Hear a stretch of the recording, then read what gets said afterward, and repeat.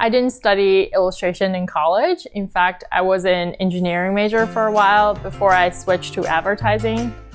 My name is Esther. I am surface designer and illustrator.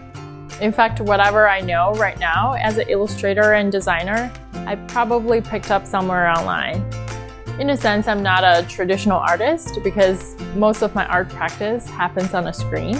In this channel, you will find a lot of 3 to 10 minutes tutorials on Illustrator, Photoshop, and iPad.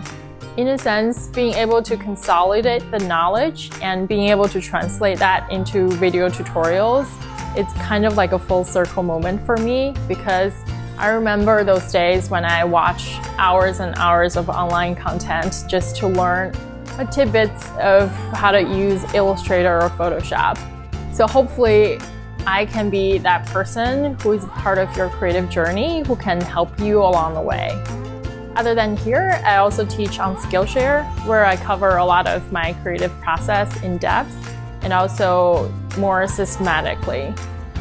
Whether you're a beginning artist or just someone who really likes to create, I'm really grateful that you're here. It's truly a joy and privilege of mine to be part of your creative journey. I hope you will stick around and find something helpful for your own creative process.